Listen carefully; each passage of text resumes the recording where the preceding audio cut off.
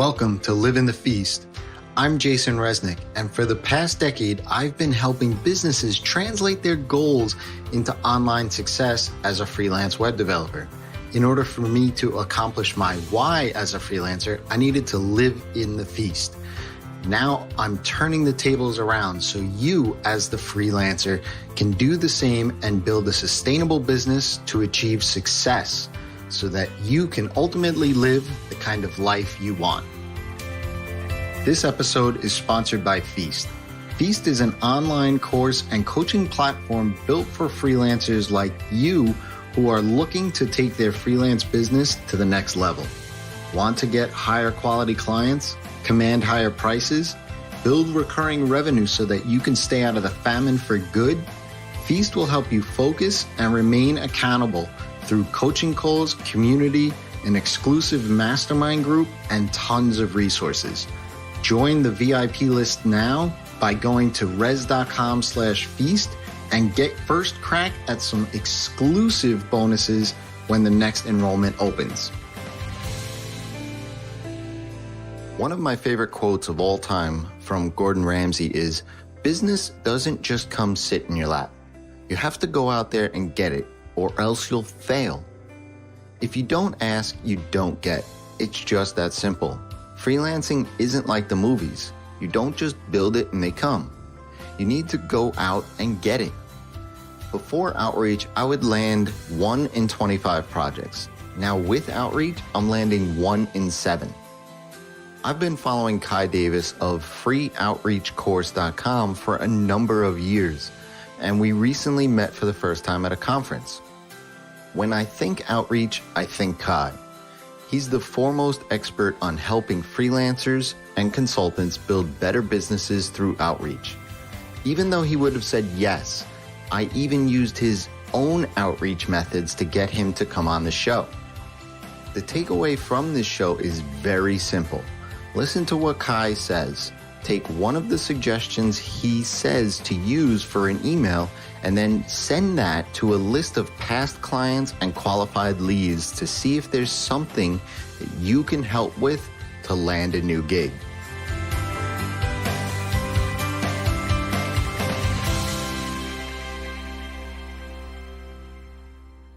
Welcome. Today, I'm so excited to bring on Kai Davis, who I liken as the outreach guru. And we'll dive deep into why I think that is. And I'm really excited for you guys to hear some of his client insights, building relationships, and all the goodies that come along with it. So welcome, Kai. Hey, it's an honor to be here. Thanks so much for having me on. I'm excited to chat with you and share some wisdom with the guests, or not the guests, the listeners. Yeah. One of the two. Right. Yeah. Well, they're guests. I mean, they're, I look at them as guests in a way, Good point. So, I mean, I've been following you for a real long time. We've had, more than several conversations via email and Twitter and all those fabulous things that the internet allows us to do and communicate with. Then we met last October, right? At W Freelance Conf. And, honestly, there were 2 things that shocked me initially. How tall you were. and the fact how nice of a genuine guy you are, right? Thank you so much. I mean, all of that aside, to be able to listen to your insights and your thoughts and everything that you talk about around business and client relationships made me, who I've been freelancing for a long time, even reflect on my business a bit. So why don't you just give a little bit about who you are and what you do to the listeners that don't really know about you? Absolutely. So I'm Kai Davis. I send out a daily email newsletter for freelancers and consultants on actionable marketing advice to help you get more clients. You could subscribe at kaidavis.com. My mission right now is to help teach freelancers and consultants how to get more clients, primarily by sending more email and sending better email to prospects, past clients, current clients, friends and acquaintances, and generating more referrals and more projects for your business. So I'm really focused, just like the season, on helping freelancers get more clients. Awesome. Yeah. And, I think, honestly, go get on his email list. It's very thought-provoking. I don't like to read email on a daily basis, and there are three of those kind of emails that I will subscribe to, and Kai's is one of those. Enough of all the love fest and all that stuff. Let's get right down to action here, right? What you talk about often is outreach. And we always hear a lot of things about like cold outreach and warm outreach and all of these kind of things. And I'm a big fan of warm outreach to the respect of not necessarily warm outreach to necessary leads that may know about you, but warm outreach to colleagues, those that are educated about who you are and what you do. I mean, you've essentially built your business on outreach itself, right? Can you elaborate a little bit about the difference in some of the nuances with outreach? Because I feel like some people just hear outreach and they go right for the sale. Right. Now, you're absolutely correct in that high level, I view outreach as building and maintaining relationships with other people, with other humans, with other lovely people that are out there that we want to connect with. And sometimes that comes from emailing somebody we don't know yet and saying, hey, I love your work. What are you working on now? What's exciting? Sometimes it's emailing a past client and saying, hey, it was great to work on that project. I'm curious, do you know 2 or 3 people in your industry who I could help achieve a similar outcome? But in every case, it's focused on building and maintaining that relationship, not emailing and saying, do you have any work for me?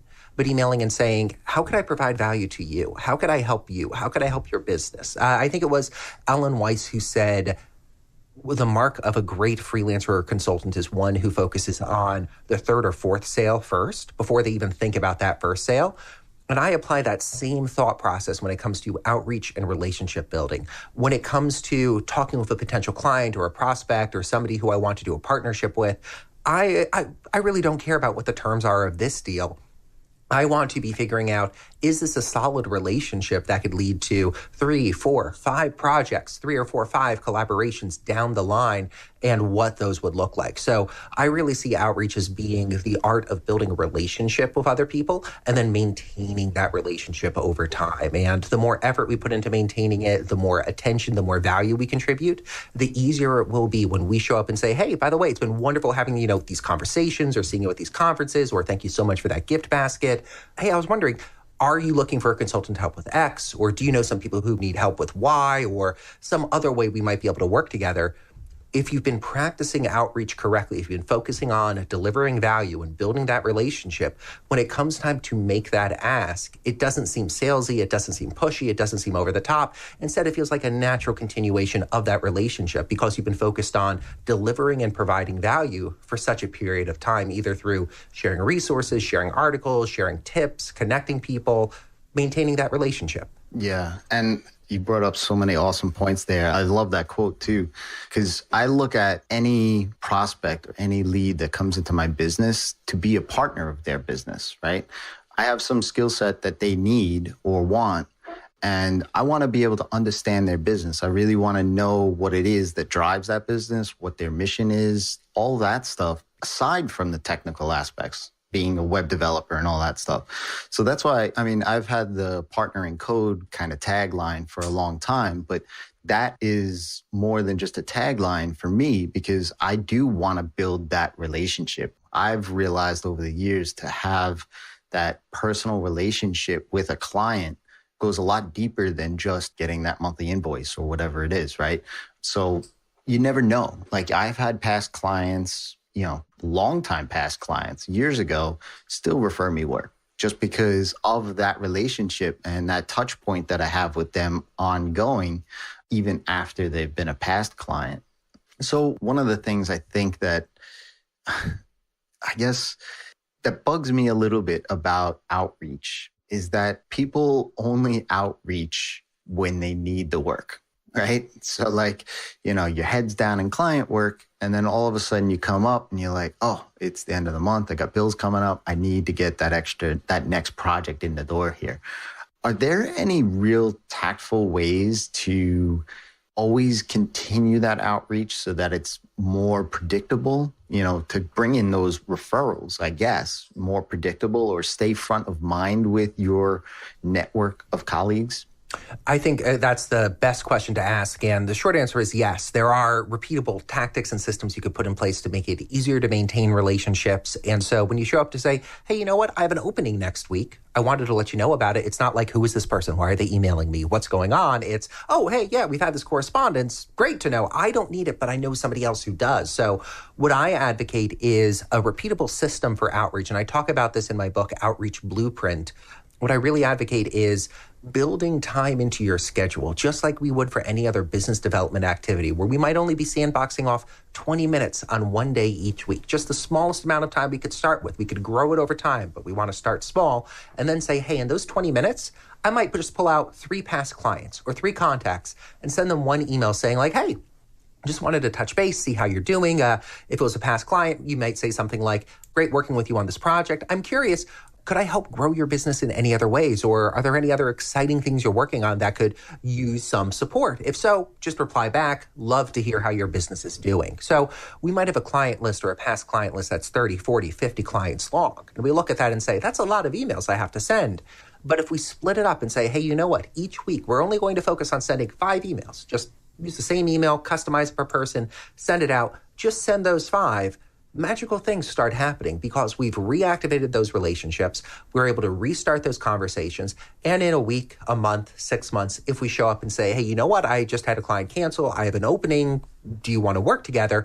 It's on the back of a multi-week or multi-month correspondence where we're delivering value, sharing resources, sharing articles, sharing case studies, sharing things that would be of interest to the person we're in communication with. But because we built this time into our schedule to practice this outreach, when we do show up and make that ask, it feels much less salesy and much less artificial and much more natural. It's been great talking with you over these last 4 weeks. By the way, you mentioned recently you're working on a project XYZ. I help companies like yours with XYZ.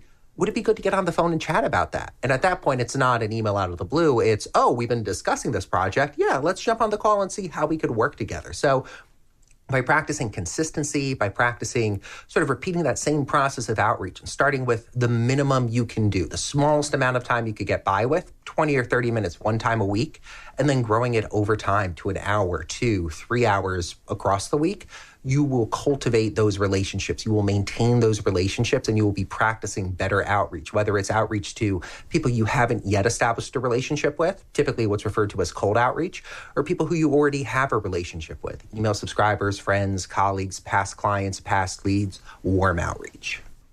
Yeah, I think that's perfect because, I mean, it is about the relationship, right? It's not necessarily about that invoice or the project or the logos that are talking to each other, right? It's that personal relationship that you do have. And relationships take work. They take time. They take effort. You have to put these things in place. And I'm a big advocate of scheduling out weeks.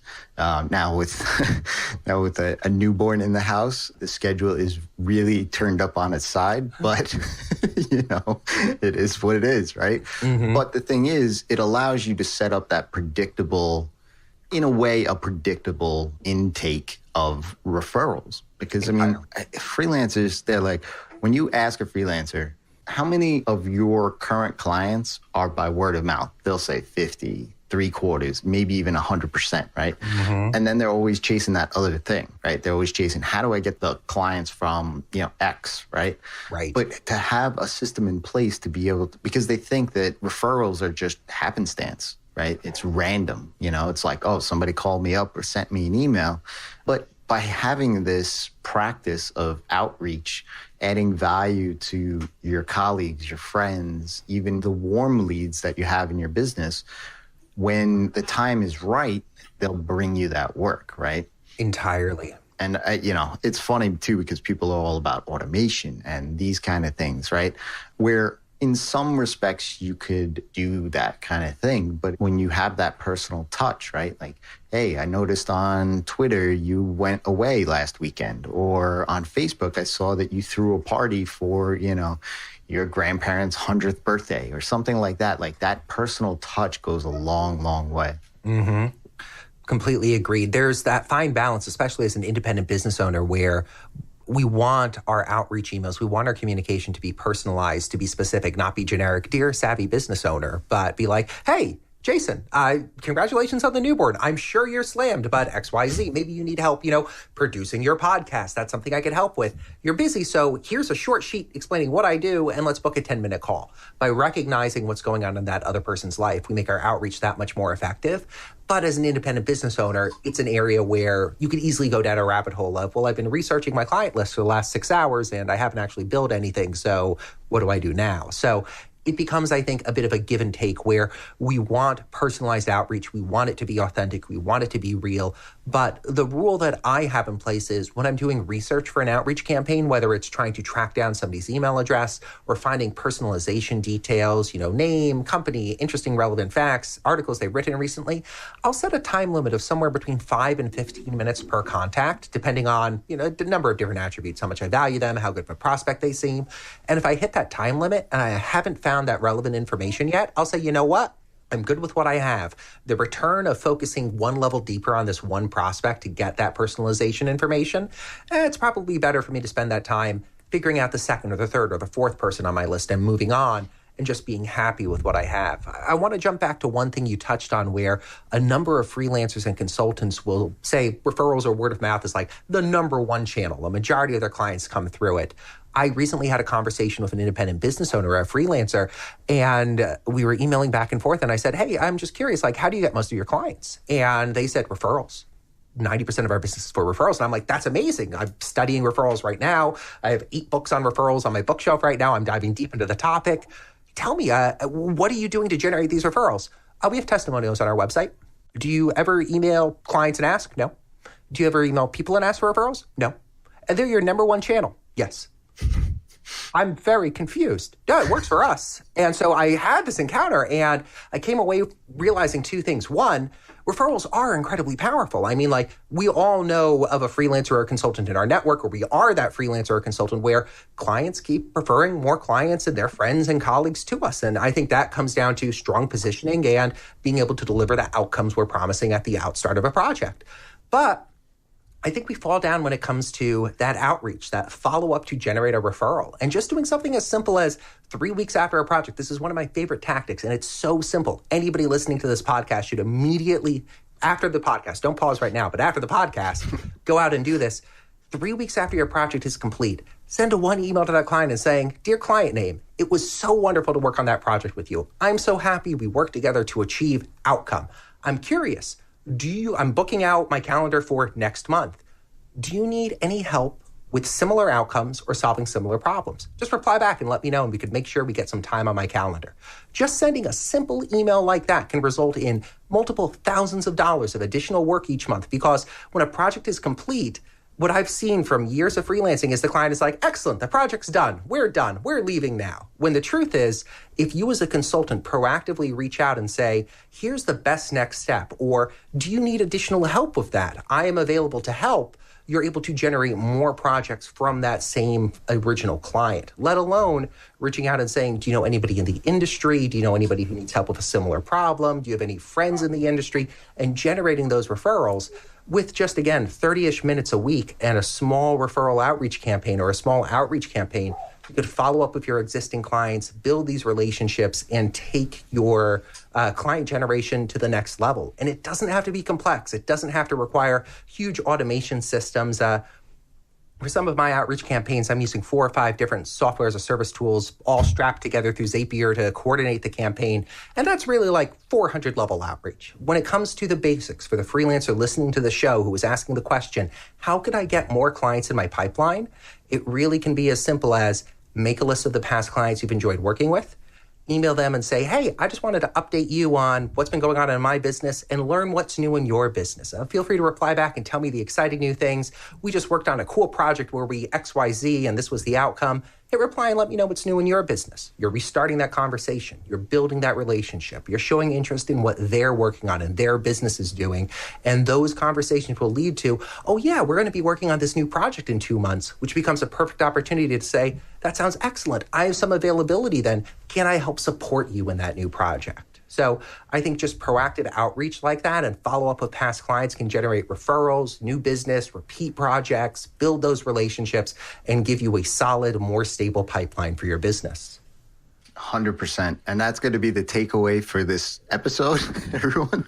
So what's great is you could go to the show notes. There'll be the transcription in there, and you could just rip and run and tailor what Kai just said as your email. So that's going to be the takeaway. Perfect, spot on. Follow-up is huge. I'm a big proponent of it as well. One thing I wanted to talk a little bit about too, as freelancers, we take on tons and tons of projects, or a lot of times we're a generalist, right? We take on many different kinds of projects in and around what we're good at. Mm-hmm. And at the conference, you had a presentation, and I have my notes right here. Right? You mentioned this question, and it's a question that I actually do look at. It's on my whiteboard, and it's something that is right in my face because at the current time, it doesn't align, right? So for me anyway, for my business, and I'm in the process of changing that. But the question that you posed out to the audience was, does my marketing reflect my most current understanding of my target market? Now, can you unpack that a little bit? And because I think it's a great thought process that I think everybody should be going through. Absolutely. Thank you so much for bringing that up. I think it's an excellent question for any freelancer to be asking about their own business. So when we think about, is our messaging, is our marketing aligning with our most current and recent understanding of who our target market is? There's a few subcomponents that let's unpack those first. So first is the idea of our target market, and that connects with the core idea of positioning. You will generate more clients for your business if you have a specific target market you're marketing to. Philip Morgan of the positioningmanual.com and positioningcrashcourse.com, his free course on positioning, is the guru and authority on positioning in my mind. I highly encourage the listeners to check out his resources. But one aspect of positioning that I think stands out is something that Jay Abraham said in his book, Ultimate Sales Machine, where there are fewer best buyers in any market than there are all buyers. So if we imagine there's 1,000 potential clients, but there's 100 clients who really are your ideal client. They are perfect in every single way. If you focus your marketing on just those 100, those dream 100 clients, you're going to get more positive results. You're going to get more projects. You're going to get more ideal projects from them, rather than if you focused on all 1,000, you'd be spending more money, you'd get more bad clients, you'd get more bad leads. So it wouldn't make sense to focus on everyone. So with positioning, we're narrowing down just to that specific target market. I think it's important also for us to continually revisit our marketing assets, our email campaigns, our website, any marketing messaging we're really doing, anything that says, this is who I am, who I help, and the outcomes I generate for them. We need to make sure it's in line with our understanding of our target market. We learn that through market research, conversations with business owners, prospect calls, attending conferences, reading journals. We might discover that, hey, my target market is, let's pick freelancers and consultants. And like on this season of the podcast, the problem or the issue that freelancers have is, well, how do I get more clients into my pipeline? So we know what the problem is. We know who the target market is. Then we get to revisit our messaging and say, well, in every instance or a majority of the instances when I'm presenting myself to these prospects or these clients, am I communicating to them that I help freelancers get more clients? Is my messaging in line with that target market and my understanding of the needs that target market has? So I think that all boils down to understanding your positioning, which is really just another marketing channel for your business, focusing in on one segment of the buyers. Market research, well, for that segment of the buyers, what pains and problems are keeping them up at night? What could I help them solve in their business? What would get them to the next level? And then making sure your messaging is coherent with that market research. If you've learned, oh, they need help with A, B, and C, are you explicitly saying that on your sales pages and your marketing copy and your website so people understand, oh, this is who I am, and you help people like me solve this problem? Where's the buy now button? Yeah, I think that's great because, I mean, for me, myself, I know I have a number of email campaigns that don't align, right? Mm-hmm. So I'm working through that now, and it aligned just 6 months ago. But in what I'm really focused in on and what my clients are asking from me, that sort of thing, I want to get more clients like I have now. Right. But that sort of thing that 6 months ago that got me some clients that I still have, I want to rejigger that a little bit and make that better for my business. And so it's something that I felt was important for everybody to understand, that reflection on their business. Just because you say you do one thing, right, doesn't mean 6 months, 12 months, 18 months from now, you're still going to be doing that one thing. You could be moving and in flux, so to speak. It doesn't mean you're locked in stone to do that. Completely agreed. I think positioning, marketing, messaging, your services as a consultant or freelancer, they're always changing. They're always adapting, because every project you work on, you learn a little more about who your ideal client is. Oh, wow, this client was terrible to work with. How do I eliminate them from my positioning? Or, oh, wow, this was an excellent project. It actually took less time than I thought and I made more money. How do I get more of these projects? And so I think it's very important for freelancers to devote that time to working on their business, to just asking these questions, looking at their business and saying, well, what's the health of my business right now? What could I work on? What could I improve? A process that I'm just starting to advocate is think about the marketing funnel for your own freelancing business. What's top of funnel? How do you get leads? What's middle of funnel? How do you nurture and educate these people? What's bottom of funnel? How do you convert them into clients and projects? And just periodically go through the funnel from top to bottom. Hey, let's spend a week or a month looking at top of funnel. What could I add there? Let's spend a week or a month looking middle of funnel. What could I improve there? Let's look at the bottom of the funnel. What could I improve there?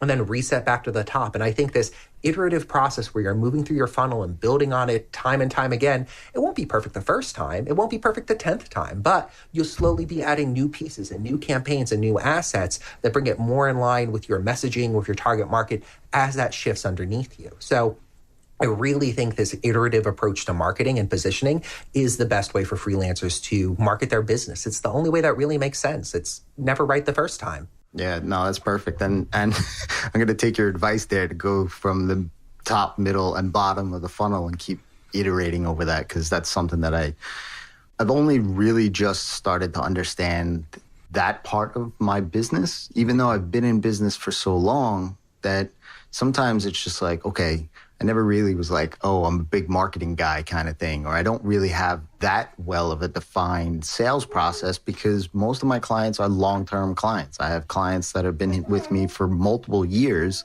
I don't necessarily have to define that process down to like the letter in an email, because I don't need to go get clients that often. But right, when I do need those clients, it would be nice if they were there, right? So yeah, I think that's great. So I have to ask, what was your why? Like, what made you strike out on your own in the first place?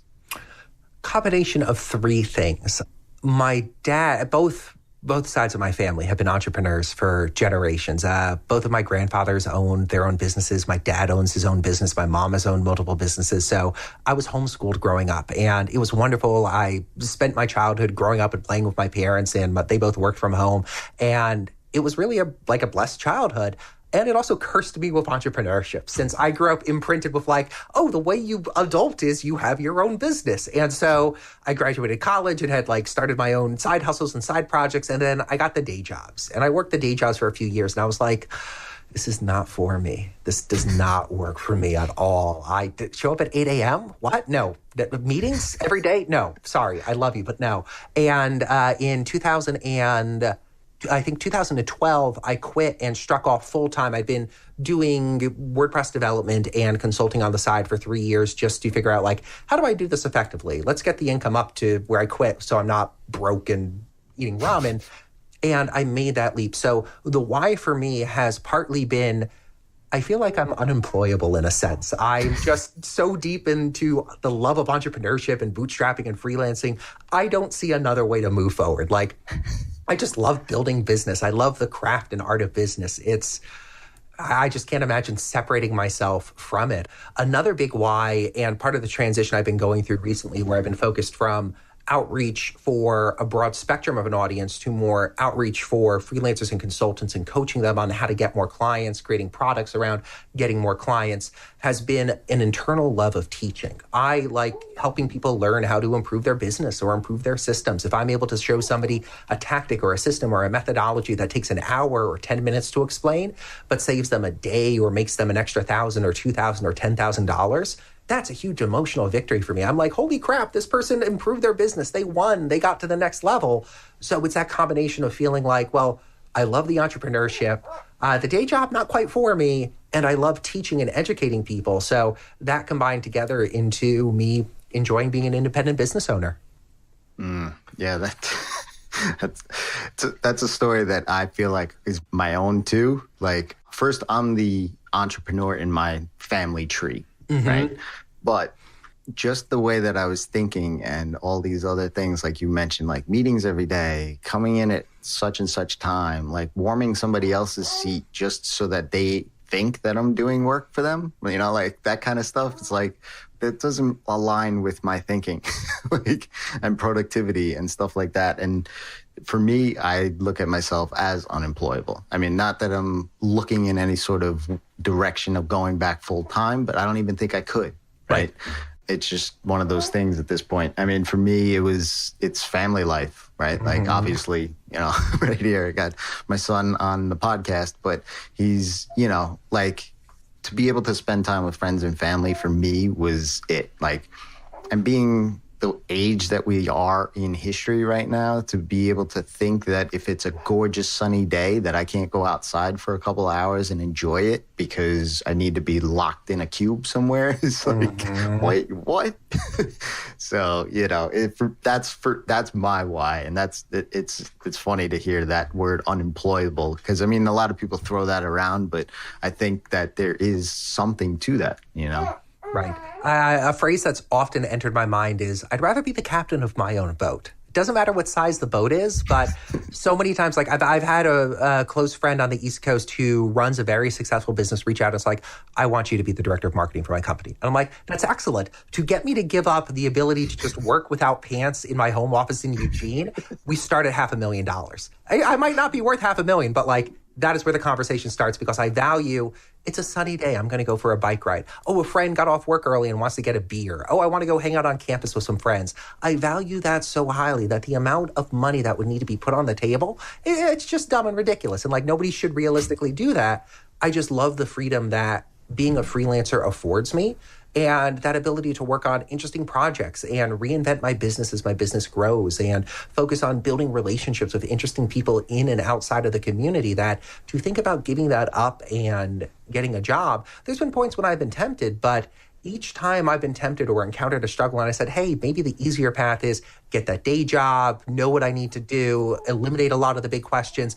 I've looked at it and said, yeah, I could do that. And that's always going to be a backup plan. There's never going to be a point in my life where they're like, I'm so sorry, Mr. Davis. We reviewed your podcasts and you talked about being unemployed. We can't hire you. I'm so sorry. If so, I'm going to regret this podcast immensely. It's always going to be a backup plan. And so whenever I've encountered those resistance, I've been like, yeah, okay, that is plan B. Let me figure out a plan A. What do I want to do instead? What could get me around or over, or just eliminate this obstacle, or let me invent my business to not have this obstacle anymore? And that's always been the more exciting path for me. I've shut down a few different businesses outside of consulting that I started and grew to six figures because they hit a point where I was like, this is interesting, but it's really starting to feel more like a job than something that gives me the freedom to express myself or create the things I want to.